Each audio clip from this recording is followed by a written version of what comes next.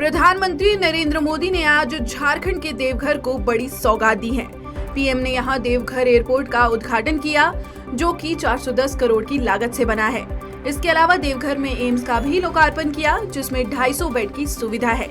इस मौके पर पीएम ने कहा कि बाबा बैद्यनाथ के आशीर्वाद से आज 16,000 करोड़ रुपए से अधिक की परियोजनाओं का लोकार्पण और शिलान्यास हुआ है।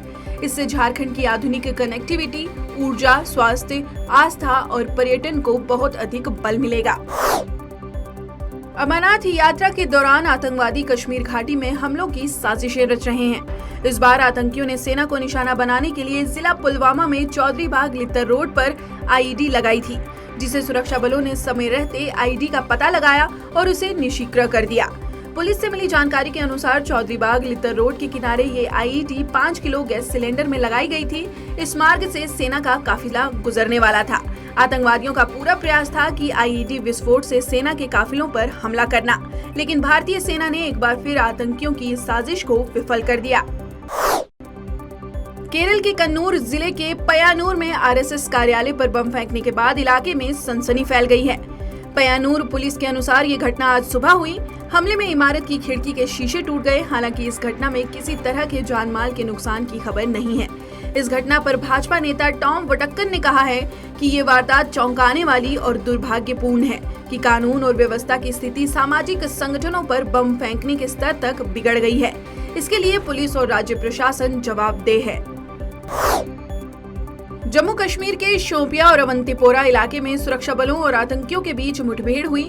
अवंतीपोरा में सुरक्षा बलों ने 2 आतंकियों को ढेर कर दिया। मारे गए आतंकियों में से एक 2018 से सक्रिय जैश का खतरनाक आतंकी केसर कोका शामिल है। वहीं एक आतंकवादी को गिरफ्तार भी किया गया है। दूसरी तरफ शोपियां में रिहायशी इलाकों का फायदा उठाते हुए 2 से 3 आतंकी फरार हो गए। सुरक्षा बलों ने इनकी तलाशी के लिए अभियान छेड़ रखा है। उत्तराखंड राज्य में सर्वप्रथम विद्यालयी शिक्षा के अंतर्गत प्राइमरी एजुकेशन में नई राष्ट्रीय शिक्षा नीति 2020 को शुरू किया गया है। इसके साथ ही उत्तराखंड नई राष्ट्रीय शिक्षा नीति लागू करने वाला देश का पहला राज्य बन गया है। विद्यालयी शिक्षा विभाग ने इसकी तैयारी पहले ही पूरी कर ली थी।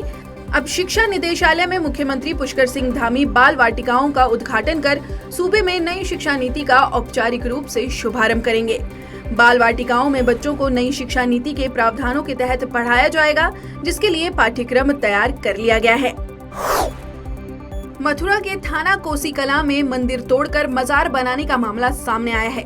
गांव शाहपुर में श्री बिहारी जी महाराज सेवा ट्रस्ट की भूमि के दस्तावेजों में हेराफेरी कर मंदिर की जमीन पर मजार बनाने के मामले में मुकदमा दर्ज हुआ है।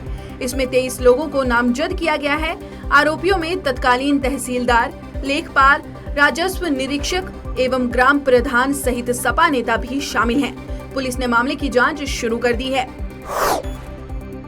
आरबीआई ने भारतीय आयातकों और निर्यातकों को भारतीय रुपए में कारोबार करने की इजाजत दे दी है, जिससे डॉलर की मांग पर लगाम लगेगी और रुपए के अवमूल्यन को नियंत्रित करने की भी मदद मिलेगी। विशेषज्ञों का कहना है कि रूस और ईरान जैसे देश जिन पर अंतर्राष्ट्रीय प्रतिबंध लगा है, उनके साथ भी देश के आयातक और निर्यातक सहूलियत के साथ कारोबार कर सकते हैं, जो कि भारत के लिए काफी फायदेमंद होगा। देश में भारी बारिश के चलते कई जिलों में अलर्ट जारी कर दिया गया है। महाराष्ट्र और गुजरात के कई जिलों में भारी बारिश से स्थिति काफी बिगड़ गई है। महाराष्ट्र में 1 जून से अब तक 83 लोगों की मौत हो चुकी है। वहीं अहमदाबाद में जल जमाव और बाढ़ जैसे हालात हो गए हैं।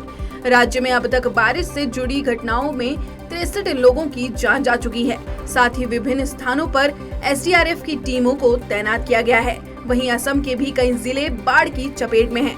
मुख्यमंत्री हिमंत बिस्वा शर्मा ने बाढ़ प्रभावित इलाकों का दौरा किया। यूनाइटेड किंगडम में बोरिस जॉनसन की जगह नए प्रधानमंत्री की घोषणा 5 सितंबर को की जाएगी। कंजर्वेटिव पार्टी की बैक बेंच ग्राहम ब्रैडी ने इसकी जानकारी दी है। उन्होंने कहा कि उम्मीदवारों को संसद के 20 सदस्यों का समर्थन प्राप्त करना होगा।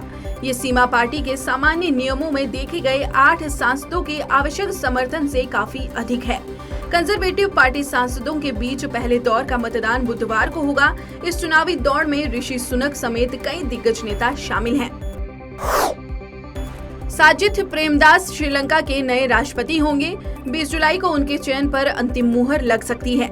ये इस बात पर निर्भर है कि राष्ट्रपति गोटाबाया 13 जुलाई बुधवार तक अपना आधिकारिक इस्तीफा दे दें। साजिद समागी जन बलावेग्या पार्टी के नेता हैं और वर्तमान में वो देश की संसद में नेता विपक्ष की भूमिका पर हैं, जो कि अब श्रीलंका की बागडोर संभालने वाले हैं।